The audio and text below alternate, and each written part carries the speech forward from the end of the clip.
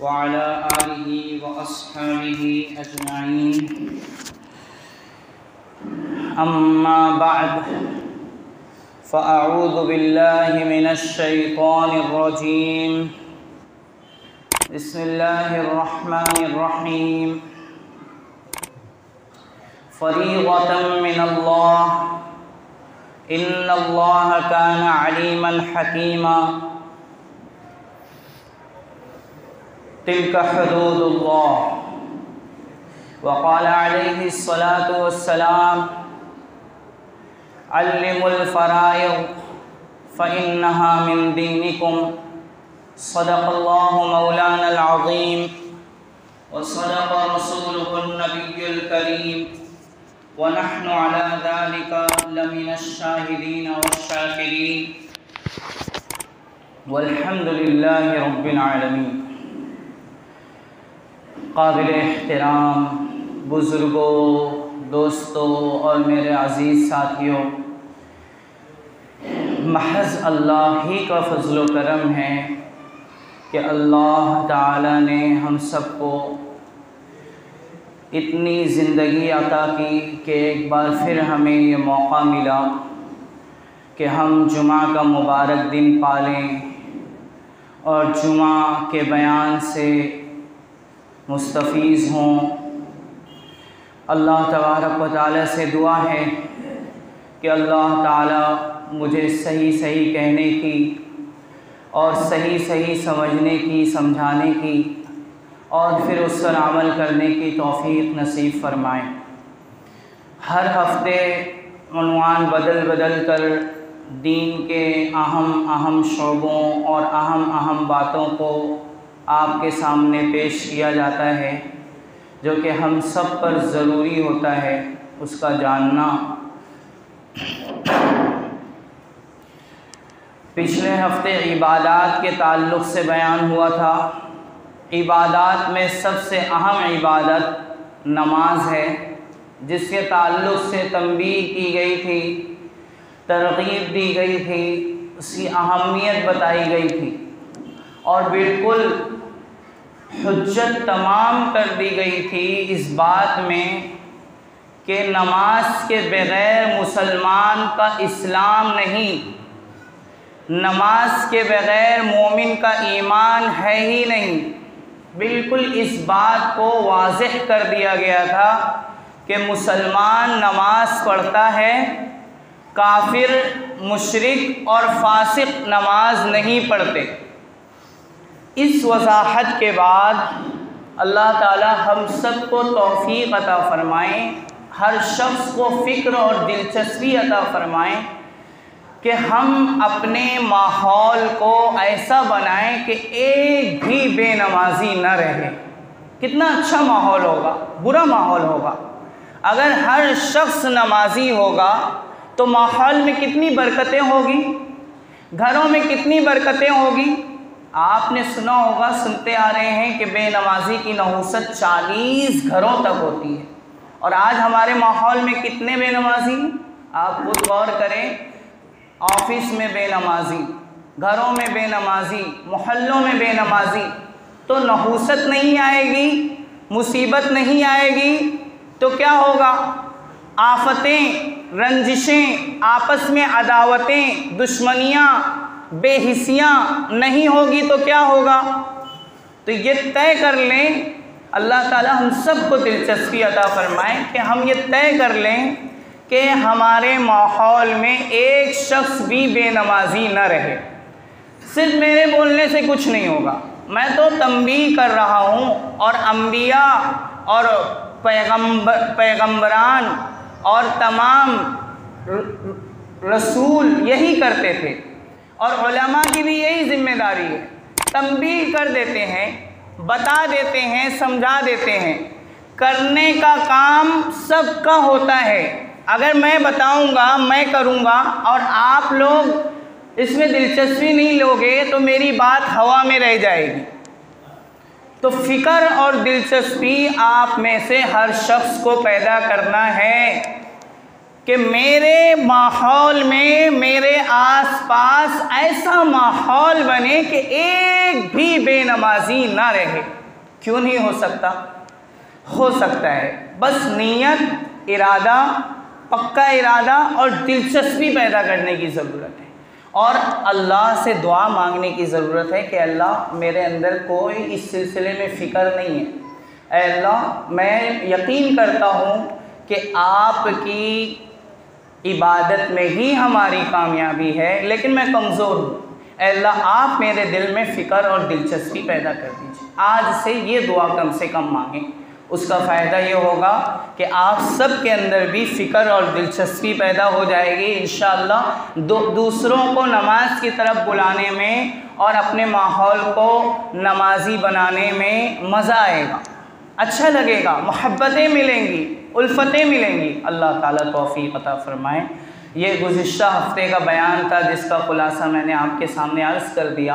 अल्लाह ताला हम सबको नमाजी बनाए, नमाज का माहौल बनाने की तौफ़ीक नसीब फ़रमाए। आज का उन्वान मामलात का उन्वान है। दीन के अहम शोबों में से एक अहम शोबा अक़ाइद का शोबा है, अक़ीदे। दूसरा शोबा इबादत का शोबा है, जिसमें से अहम इबादत नमाज का तज़किरा हो गया। अब मामलात के शोबे की तरफ हम चलते हैं। मामलात में सबसे अहम मामला माली मामलात है, लेन देन का मामला। और उसमें भी मैंने कई हफ्ते पहले जब इसका मौका आया था तो मीरास के मामले को आपके सामने अर्ज़ किया था, मीरास का मामला, और इसकी कुछ तफसीली और तमहीदी बातें भी आपके सामने अर्ज़ की थी कि किसी शख्स का इंतकाल हो जाए तो उसके माल में तजहीज़ व तकफ़ीन का भी इंतज़ाम उसके माल से ही किया जाएगा, उसके कर्ज़ों की अदायगी भी उसके माल से की जाएगी, और उसने जो जायज़ वसीयतें की हैं उन जायज़ वसीयतों की अदायगी भी इसके माल से, मय्यत के माल से ही की जाएगी। ये बातें आपके सामने आ चुकी। आज एक अहम बात जो हम सब को समझने की है और जो हमारे मुआशरे में इस ताल्लुक़ से बड़ी गफलत है, हम सब की गफलतें हैं, हर घर की गफलतें हैं, जिसका नतीजा बहुत ख़राब है। इतना ख़राब है कि बाद में आपस में भाई भाई दस्तो गरीबा हो जाते हैं, लड़ाई पर आमादा हो जाते हैं, एक दूसरे की जान लेने पर आमादा हो जाते हैं। दरअसल माल है ही ऐसी चीज़, अल्लाह ने माल की मोहब्बत दिलों में डाली है। इसीलिए जब किसी का इंतकाल हो जाए तो शरीयत की तालीम ये है कि फ़ौरन मीरास तक़सीम करो। अगर कोई फ़ौरन मीरास तक़सीम करने की बात करता है तो उसको चुप करवा दिया जाता है कि बड़ा बेगैरत आदमी है, अभी तो अब्बा का गम हल्का हुआ नहीं और इसको माल की पड़ी है, बड़ा लालची आदमी है। हालांकि ये शरीयत के ख़िलाफ़ है। शरीयत की तालीम ये है कि जब बाप का इंतकाल हो जाए, अभी दिल नरम है, जिसको शरीयत की तरफ से जो हिस्सा मिलता है वो उस पर आमादा हो जाएगा, बाप के गम में ज़्यादा तारुज़ नहीं करेगा। ये मौका है, ये मसलहत और हिकमत है कि बेहतरीन मौका है, लेकिन नहीं किया जाता। उसका जो अंजाम होता है वो बहुत ख़तरनाक होता है।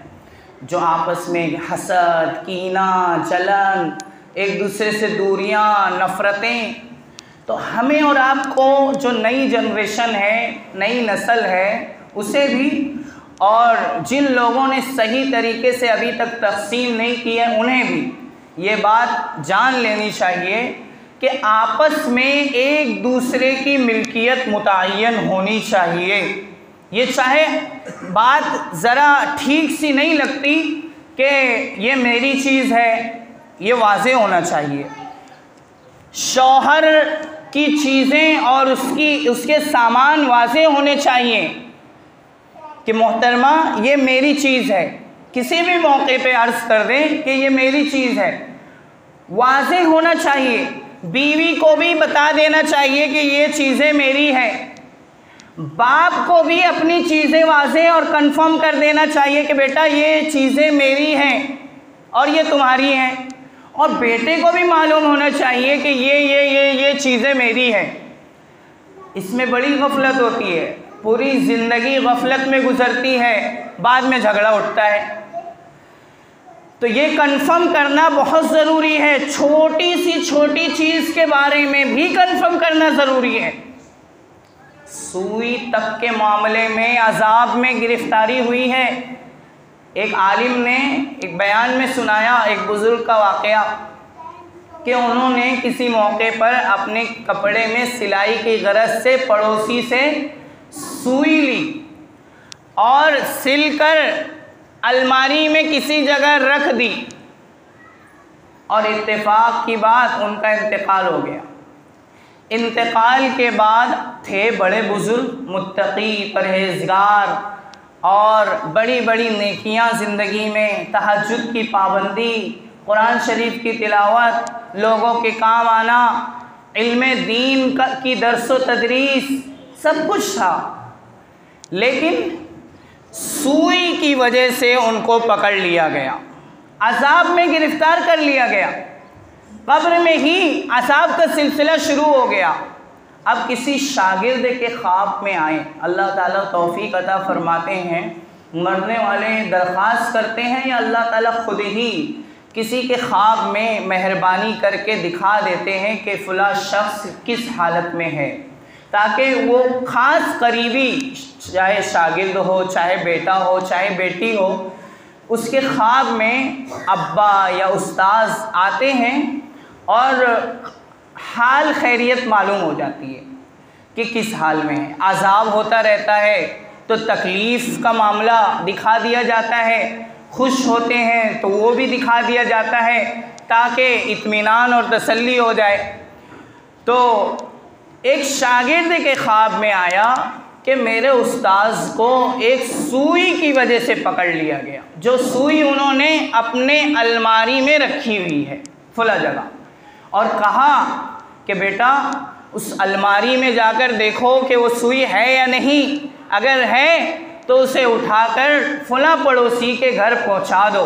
ये शख्स गया और अभी ज़्यादा दिन नहीं गुजरे थे, घर वालों से इसने कहा, ये बातें बताई, ये ख्वाब ज़िक्र किया, तो घर वाले ने कहा हमने भी सोचा हुआ है, दिल में है कि जब 2-3 दिन गुजर जाएं, गम के दिन गुजर जाएं तो हम उठाकर दे देंगे। तो शागिर्द ने कहा कि फ़िलहाल हमारे उस्ताद अज़ाब में मुब्तला है, मुझे अभी ही देना पड़ेगा। निकाल कर जब वो सुई शागिर्द को दी और उसने जाकर पड़ोसी के हवाले करी, और फिर रात में फिर वो बुज़ुर्ग का दीदार हुआ और बुज़ुर्ग अच्छी हालत में थे, राहत व आराम में थे, और अपने शागिर्द का शुक्रिया अदा किया। तो एक सुई अगर हम किसी के लेकर रख लेते हैं तो सुई के रखने का भी अज़ाब होगा।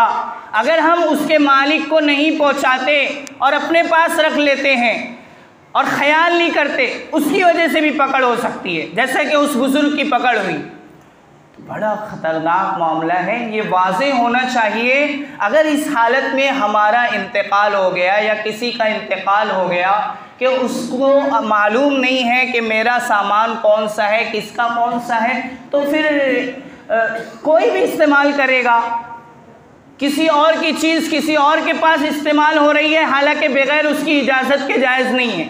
किसी की चीज़ इस्तेमाल करना उसके दिल की रज़ामंदी के बगैर जायज़ नहीं है। हाँ, अगर कोई ऐसी छोटी मोटी चीज़ हो और सामने वाले की इजाज़त समझ में आती हो तो अलग बात है, लेकिन बड़ी चीज़ इस्तेमाल करना और उसमें रज़ामंदी ना हो मालिक की, ये जायज़ नहीं है। तो आज ये तय कर लें हर शख्स, मैं भी, आप भी, आप में से हर शख्स, चाहे वो जो भी हो, कि वो अपनी मिल्कियत मुतय्यन कर ले कि ये चीज़ मेरी है। हर भाई आपस में मुतय्यन कर ले कि भाई ये मेरी है और ये तेरी है, और हर भाई अपनी मिल्कियत और अपनी चीज़ अलग अलग करके वाज़ेह कर दे कि ये मेरी है, ये मेरी है, बाद में ताकि झगड़ा ना खड़ा हो। बड़े झगड़े खड़े होते हैं। और दूसरी बात, जब ये आपस में जब दो भाई हों, दादा दो भाई हों, एक बड़े दादा एक छोटे दादा, अब आपस में जब मुतय्यन नहीं किए हुए होते तो बेटों में, औलाद में बड़ी उलझनें होती हैं, बड़ी उलझनें होती हैं कि फलां भाई का, दादा का कौन सा सामान उनका है, कौन सा उनका है, पूरी ज़िंदगी उन्होंने तय ही नहीं किया। आगे चल के औलाद में, पोतों में बड़े इख्तिलाफ होते रहते हैं। तो ये बड़ी उलझन की और बड़ी झगड़े की बात है। और एक ख़ास बात, तो एक बात तो हम में से हर शख्स को चाहे अच्छी न लगे, चाहे कोई कहे कि ये क्या बात है, लेकिन हमें मुतय्यन कर लेनी चाहिए, शरीयत की तालीम है कि ताशरू कल इख्वान तामलू कल अजानिब, आपस में भाइयों की तरह रहा करो, लेकिन मामला अजनबियों की तरह किया करो। मामला अगर कोई हो, कर्ज का लेन देन का मामला हो, चाहे भाई से हो, लेकिन उसका मामला लिख लिया करो अच्छे से कि इतना कर्जा मैं तुझे दे रहा हूँ और इतने दिन में वापस करना है। इसमें कोई हर्ज नहीं, बल्कि बेहतर है ताकि आगे किसी किस्म का झगड़ा न खड़ा हो।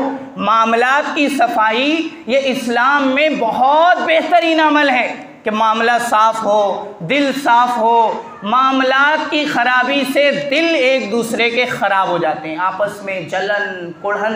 और एक ख़ास बात वो ये है कि जब आपस में कई भाई हों और एक भाई बड़ा हो और बाकी सब छोटे हो, तो जब ये बड़ा होता है, बालिग हो जाता है, बाप के साथ देने के लायक हो जाता है और बाप के कारोबार में शरीक हो जाता है, अब्बा अपने कारोबार में शरीक कर लेते हैं कि बेटा अब तुम बड़े हो गए हो, आओ मेरा हाथ बटाओ। बड़ा भाई हाथ बटाना शुरू कर देता है। अब यहाँ पर बड़ा अहम कंफ्यूजन ये होता है कि बाप और बेटे दोनों तय ही नहीं करते कि कौन सा मामला कर रहे हैं। क्या बेटा अपने बाप की खिदमत के लिए लगा हुआ है, या फिर मुफ्त में लगा हुआ है, या फिर मुलाजिम बन के काम कर रहा है, या पार्टनरशिप बन के काम कर रहा है। बड़ी उलझन कर देते हैं। यहाँ पर ये तय हो जाना चाहिए कि अब्बा मैं आपके साथ किस नीयत से लग रहा हूँ, या बाप को ये तय कर देना चाहिए कि बेटा मैं तुझे अपने साथ पार्टनर बनाकर रख रहा हूँ, या मैं तुझे अपने साथ ऐसे रख रहा हूँ जैसे कोई गैर अपने मुलाजिम को रखता है और उसकी पगार तय करता है, तो मैं तुझे पगार दे दिया करूँगा। या फिर बेटा खुद कहे कि अब्बा आपके तो ज़िंदगी भर के एहसान हैं, मैं भी थोड़ी आपकी खिदमत करता हूँ, आपका साथ देता हूँ, हाथ बटाता हूँ, मुझे कुछ चाहिए नहीं, बस मैं एहसानन और खिदमतन ये काम कर रहा हूँ। ये तय होना चाहिए।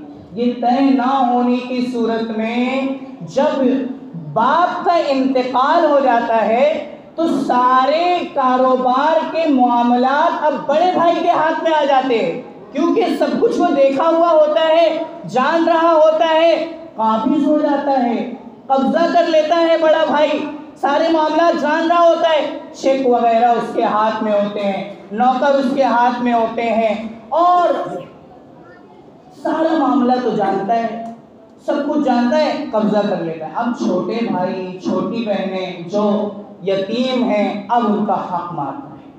अब कहता है कि मैं अब्बा के साथ जब खड़ा हुआ था तो उस वक्त कारोबार की हालत एकदम गिरी हुई थी, मैंने अब्बा का साथ दिया, कारोबार उठाया और आसमान तक पहुंचाया। मैंने सुबह न देखा, शाम न देखी, दिन रात एक कर दिया, और मैंने खून पसीना एक करके आज बनाया है, तो अब तुम लोग हिस्सा मांगने आए हो। ऐसा होता है कि नहीं? बिल्कुल होता है। बड़ा भाई छोटे भाइयों को, बहनों को महरूम कर देता है। बहनों को तो महरूम किया ही जाता है माशरे में, ये तो आम है ही, लेकिन भाइयों को, अब जो छोटे छोटे भाई हैं उनको कह देता है कि मैंने ही किया है, मैंने ही ये सब कुछ बनाया हुआ है। तो इस तरह फिर झगड़े खड़े होते हैं। और अल्लाह ताला ने कुरान करीम में साफ साफ ऐलान फरमा दिया है कि जो लोग छोटे बच्चों और छोटे बच्चियों के माल को जो उनको उनके बाप की तरफ से शरीयत में अल्लाह ने हिस्से के तौर पर अता फरमाए हैं, जो लोग खा लेते हैं यतीमों के माल जुल्म करके, ये जुल्म है ना। शरीयत में तमाम भाइयों के और बहनों के हिस्से मुकर्रर किए गए हैं।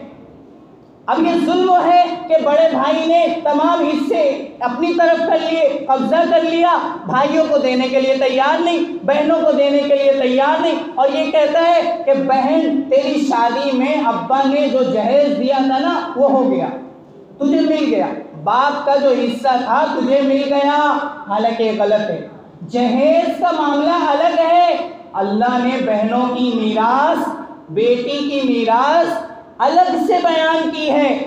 जैसे बेटे को बाप जिंदगी भर पढ़ाता है, गाड़ी भी दिलाता है, तो ये बाप की तरफ से एहसान है। अब ये नहीं कहा जाएगा किसी लड़के को कि तुझे तो मिल गया, अल्लाह बाप ने तुझे तो दे दिया, गाड़ी दिला दी, तालीम दिला दी, अब तुझे मीरास में हिस्सा नहीं मिलेगा। किसी लड़के को ये नहीं बोला जाता। तो बेटी को ये क्यों कहा जाता है कि तेरी शादी में अब्बा ने जो जहेज दे दिया वो हो गया। हालांकि मीरास अलग से अल्लाह ने मुतय्यन की है बेटी के लिए, लड़की के लिए। तो जो लोग, वो चाहे बड़े भाई हो, चचा हो, घर के कोई भी हो, बड़े हो, या बाज़ औक़ात माँ यानी बेवा, वो सारे माल कब्जिया के और सब पर मुख्तार बन के बैठ जाती और बोलती किसी को एक पाई लेने नहीं दूंगी। माँ भी करती है, यानी अपनी औलाद के साथ। बेवा जो के शौहर का इंतकाल हो गया, जो बेवा होती है वो कहती है किसी को एक पाई लेने नहीं दूंगी, जब तक जिंदा रहती है लेने नहीं देती। ये भी जुल्म है। इन्नल्लज़ीना यअकुलूना अम्वालल यतामा ज़ुल्मन इन्नमा यअकुलूना फी बुतूनिहिम नारा। जो ऐसा कर रहे हैं, अपने छोटे भाई बहनों के मालों को खा रहे हैं, हड़प रहे हैं। कुरान शरीफ में कहा तअकुलूना तुरास अकलन लम्मा, तुम मीरास को हड़प कर, समेट समेट कर, लपेट लपेट कर खा लेते हो। अल्लाह ने शिकायत की, फरमाया इन्नमा यअकुलूना फी बुतूनिहिम नारा, वो अपने पेट में आग भर रहे हैं। वसयस्लौना सईरा, और ये लोग अनकरीब दहकती हुई आग में दाखिल होंगे। तो बड़ा सख्त खतरनाक अमल है मीरास का, शरीयत के मुताबिक तकसीम ना करना। इसलिए हमारे जितने भाई यहाँ बैठे हुए हैं, ये तय फरमा ले अल्लाह मुझे भी तौफीक अता फरमाए, आप सबको भी, कि अपनी अपनी पहले तो मिल्कियतें भी मुतय्यन रखें कि ये मेरी है, और हर भाई जान ले और बता दे कि भाई ये मेरी है, ये मेरी है। हर शख्स घर का अपना सामान ज़रूर मुतय्यन रखे कि ये मेरी है, ये किसकी है, हर एक को मालूम होना चाहिए। अल्लाह ताला हम सबको तौफीक अता फरमाएँ, और जो मीरास के सिलसिले में गफलतें हैं, अल्लाह ताला उन गफलतों को दूर फरमाएँ। बहनों का हक़ जिन्होंने दबाया हुआ है, बड़े भाइयों ने जिन छोटे भाइयों का हक़ दबाया हुआ है, अल्लाह तबारक व तआला तौफीक अता फरमाएँ और ऐसा राह हमवार फरमाएँ कि सबको अपना अपना हक़ मिल जाए। आमीन व आखिरु दावाना अल्हम्दुलिल्लाहि रब्बिल आलमीन।